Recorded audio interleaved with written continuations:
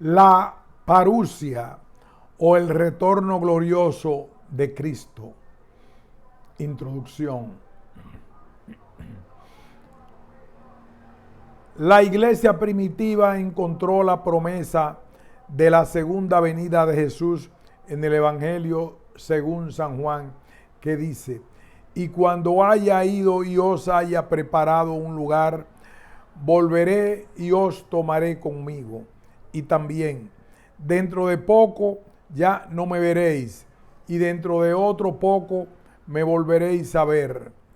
O un poco más adelante, también vosotros estáis tristes ahora, pero volveré a veros y se alegrará vuestro corazón. Se habla de la segunda venida de Cristo para distinguirla de la primera, que ocurrió en la encarnación. Su primer venida al mundo fue en la carne, la segunda será en su gloria. A diferencia de lo que sucedió con las definiciones de los conceptos fundamentales trinitarios y cristológicos, los dogmas de la doctrina cristiana referentes a la escatología no resucitaron herejías, ni siquiera discusiones teleológicas, sino que fueron generalmente aceptados en su formulación primitiva.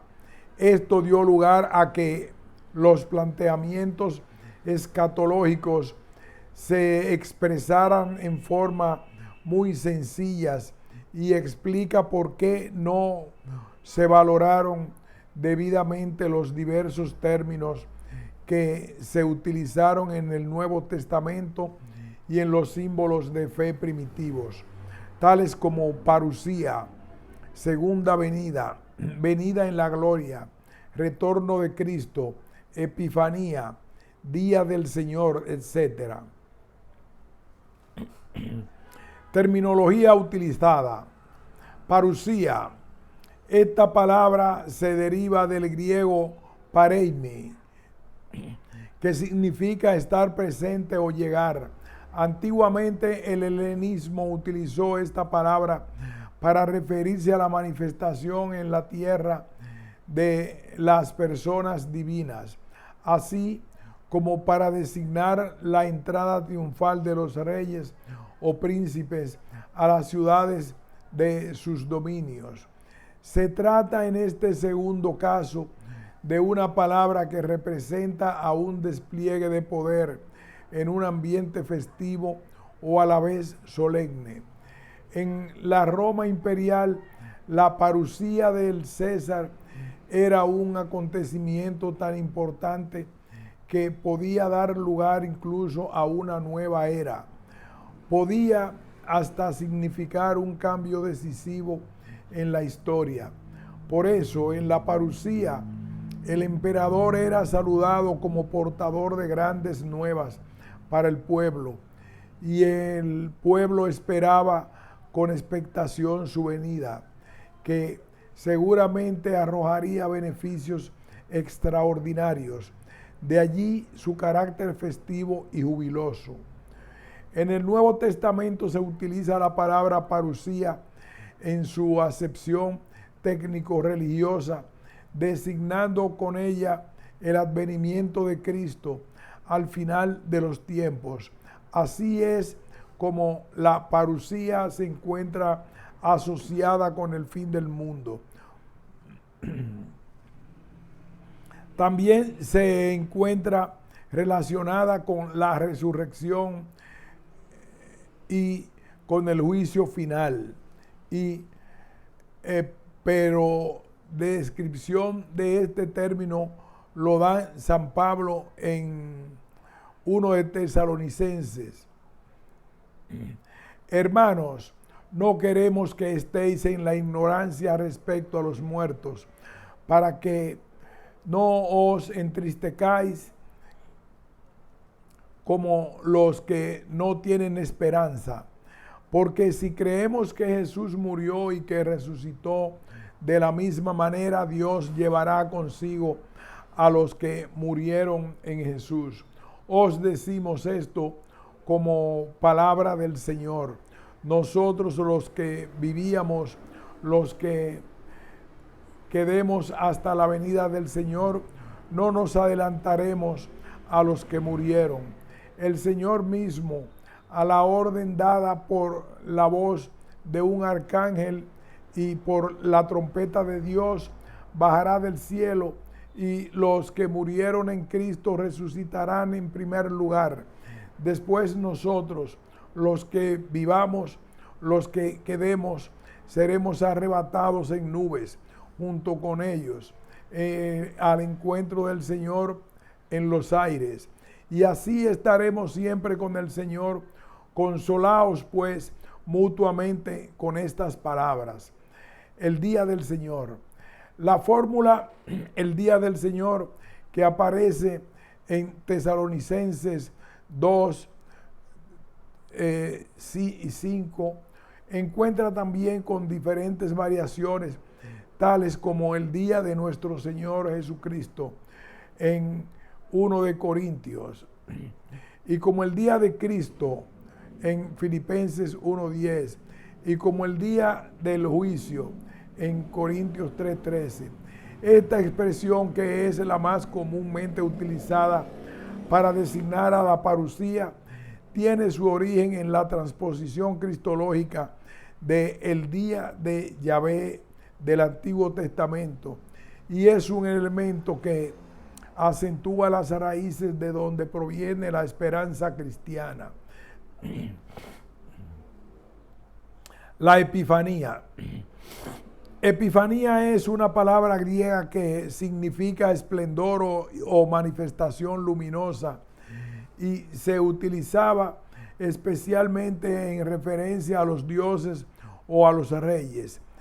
En la escritura aparece esta expresión enlazada con parusía.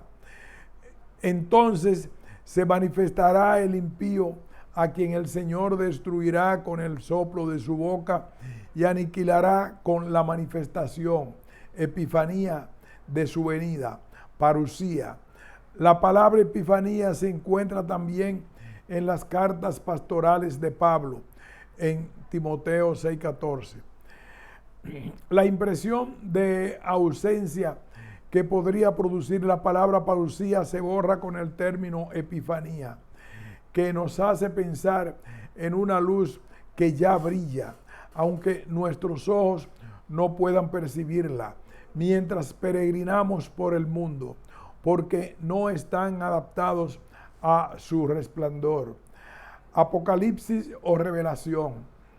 Apocalipsis es un término técnico que se designa la manifestación de los misterios sublimes y ocultos de Dios. Se utiliza, pero adquiere una profundidad y amplitud particular en la carta a los romanos, donde una sola palabra sirve para entrelazar el ministerio de Cristo en sí mismo y en nosotros. El advenimiento de Cristo será su revelación, así como la nuestra, la de los hijos de Dios. Conclusión. Todos estos términos acentúan aspectos de una misma realidad: la segunda venida de Cristo o su venida gloriosa. Sin embargo, el más importante de ellos es la parusía, porque parusía es la manifestación espléndida de la gloria de Cristo y la revelación completa de su ministerio, tanto en el mismo Jesucristo como en quienes esperan y aman la epifanía del Señor. Datos del Nuevo Testamento. El libro de los Hechos de los Apóstoles dilata las medidas temporales, y del mismo modo como separó la ascensión de la resurrección con un periodo de 40 días, separa ahora la ascensión de la parusía, haciendo anunciar a los ángeles mensajeros un regreso lejano, pero sin determinar el día ni la hora en que ocurrirá. Por su parte, los evangelios sinópticos presentan un discurso en el que Jesús predice la futura venida del Hijo del Hombre para juzgar a todas las personas y los pueblos de la tierra y para establecer definitivamente el reino de Dios en su dimensión trascendente. Del tiempo que haya de transcurrir hasta la segunda venida de Cristo, ninguno da información detallada. Más bien niegan que pueda alguien dar una fecha.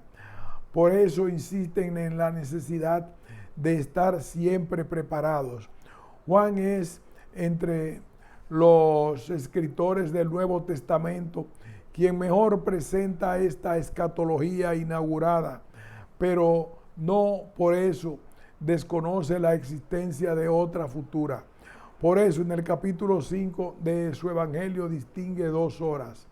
Una es la hora presente de la predicción de Jesucristo, otra posterior es la hora de los apóstoles y de los demás hombres.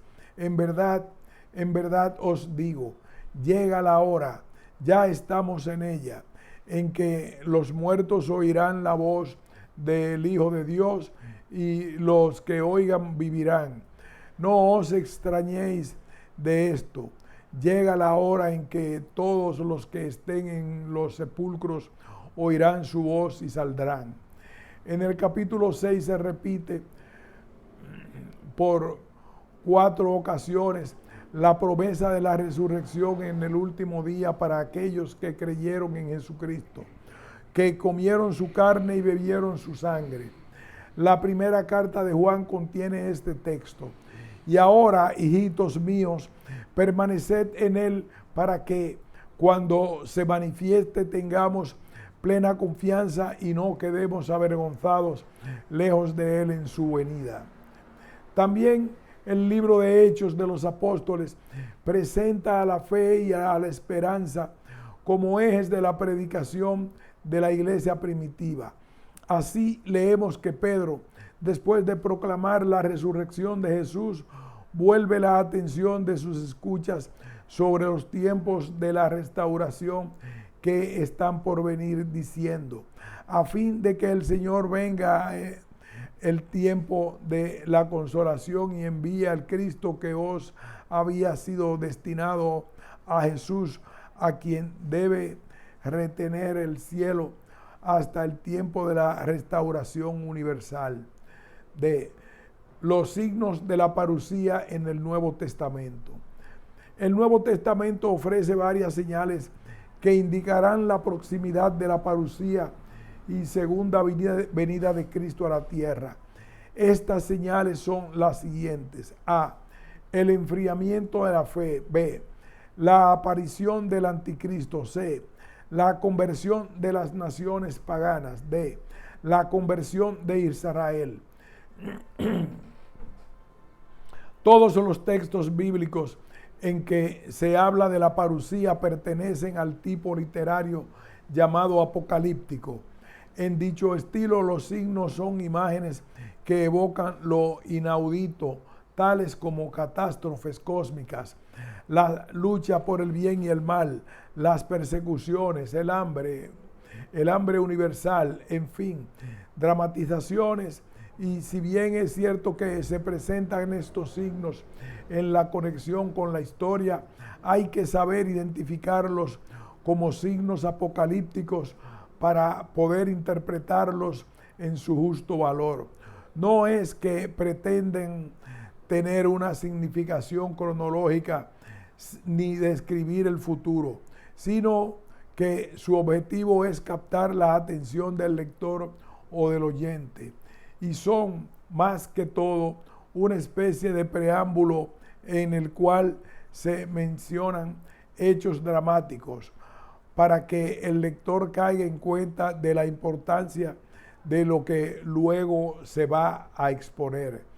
Nada tienen que ver, pues, estos signos con una crónica fiel de los hechos por venir. Aclarando lo anterior, analizaremos los 4 signos mencionados. El enfriamiento de la fe. Este signo se encuentra en el Evangelio de Lucas, al final de la parábola de la viuda inoportuna, y el juez inicuo, donde la viuda insistió de tal manera que el juez, que ni siquiera temía a Dios, le concedió justicia con tal que dejara de estarlo molestando con su insistencia. La viuda es símbolo de los cristianos y a quienes acomete la impaciencia y la pérdida de la fe, porque no ven justicia en este mundo. Y el evangelista concluye su parábola con las palabras de Jesús: os digo que os hará justicia pronto, pero cuando el Hijo del Hombre venga, ¿encontrará fe sobre la tierra? El evangelista no dice en este pasaje nada acerca del tiempo en que la venida de Cristo va a suceder. Él tan solo hace resaltar las dificultades que encuentran las personas para creer, porque esas mismas dificultades existían ya en el tiempo de Jesús. La aparición del anticristo. Este elemento del anticristo se utiliza en el Nuevo Testamento para simbolizar las fuerzas que históricamente se han opuesto al Evangelio y que existen desde el comienzo mismo de la iglesia, tales como el judaísmo que procuró la crucifixión del Señor, el imperio romano que perseguía a los cristianos, los herejes que atacaban a la iglesia, los paganos que se burlaban de la fe cristiana, etc. Y puesto que las fuerzas contrarias al reino de Dios existían ya, el hecho de que se mencionen en el Nuevo Testamento con la señal del anticristo no tiene por objeto, repetimos, y puesto que las fuerzas contrarias al reino de Dios existían ya, el hecho de que se mencionen en el Nuevo Testamento con la señal del anticristo tiene por objeto indicar que la parusía había ya comenzado desde entonces. La conversión de los pueblos paganos y de Israel. Esta doble conversión de los paganos y de Israel tiene que ver con la situación primitiva de la humanidad. En el episodio de la Torre de Babel mencionado en Génesis 11, se llenaron de confusión los hombres al confundirse sus lenguas como castigo a su soberbia. Pero esa confusión deberá ser superada en el futuro cuando su falta sea perdonada gracias a la redención realizada por Jesucristo. Al respecto, San Pablo escribió en Gálatas 3:28: ya no hay judío ni griego, ni esclavo ni libre, ni hombre ni mujer, ya que sois uno en Cristo Jesús. Porque cuando termine la distinción entre los paganos e israelitas, entre esclavos y libres, entre hombres y mujeres, se terminará la confusión nacida del pecado y se iniciará la nueva era de la salvación. Y esto ocurrirá porque gracias a Cristo todos estaremos unidos. La unidad de que hablamos ocurrió ya en la iglesia primitiva, cuando numerosos paganos y algunos judíos se volvieron cristianos a pesar de la dificultad que representaban para estos últimos convertirse viniendo del judaísmo. Por otra parte, en el concilio de Jerusalén, los apóstoles acordaron no exigir a los paganos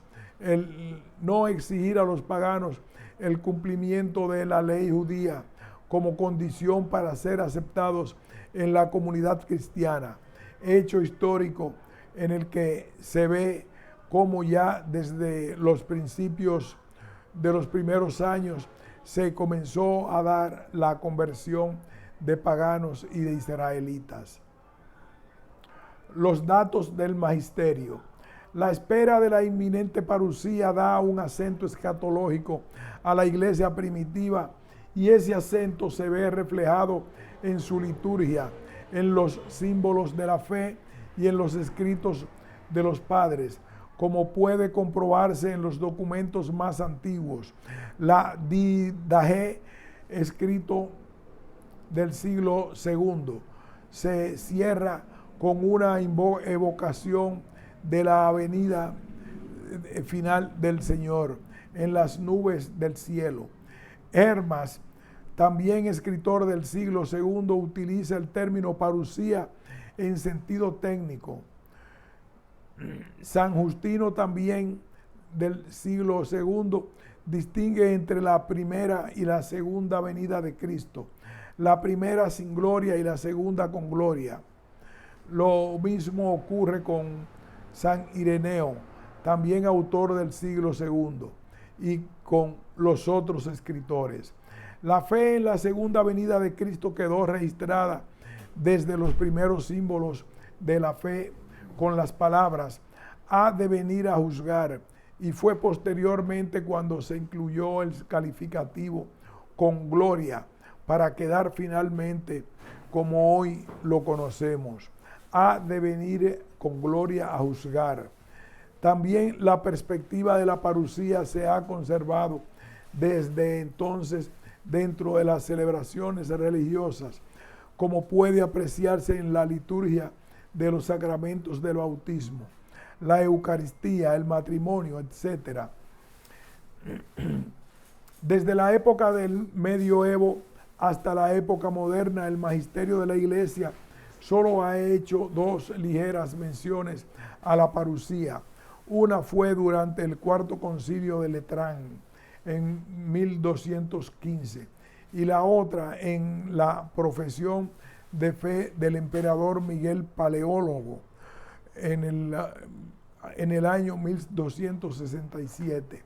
Sería hasta el reciente Concilio Vaticano II cuando el magisterio se volviera a ocupar del tema para darle a la escatología un mejor y más claro tratamiento en la Constitución Dogmática Lumen Gentium, números 48 y 49.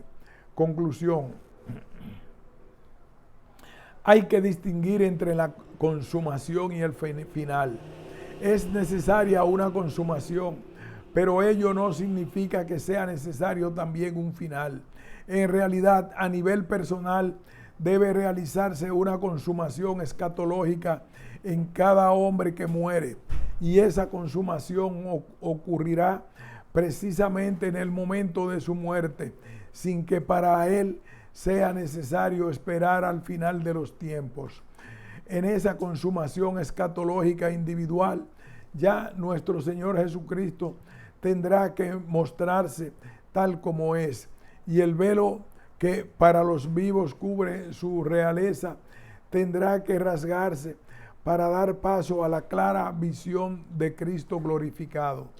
La parusía o segunda venida de Cristo ocurre cada vez que Cristo regresa con gloria para cada persona que muere, cuando viene para juzgar los actos de su vida.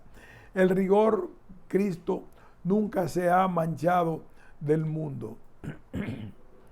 La resurrección de Jesús no ha inaugurado un vacío cristológico en la historia de la humanidad. Por el contrario, la fe cristiana confiesa una presencia real y actual de Cristo en el mundo y en la historia, presencia que se ubica concretamente en los sacramentos. No habrá pues dos venidas de Cristo al mundo, sino solamente una que ya ocurrió en la encarnación.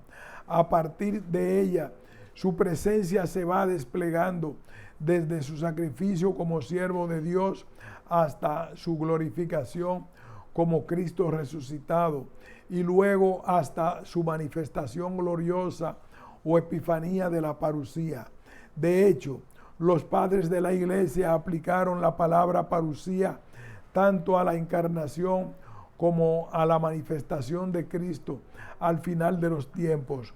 Un ejemplo de ello es la carta de San Ignacio de Antioquía a los filadelfios, donde se lee que el Evangelio se ocupa de la parusía del Salvador, de su pasión y resurrección. Este uso de la palabra parusía no es ajeno a la idea de que en el fondo se trata siempre de una misma y única venida del Señor, aunque diversamente articulada en el tiempo. La humanidad y el mundo no son todavía lo que llegarán a ser. Según la promesa incluida en la resurrección, la parusía, más que ser una segunda venida de Cristo al mundo, será una ida del mundo y de los hombres a la forma de existencia gloriosa del Cristo resucitado. Las representaciones espaciales de la venida en poder con todo el aparato cósmico que las acompaña son solamente un ropaje simbólico y un aparato cósmico. Son solamente un ropaje simbólico y un aparato cósmico que las acompaña.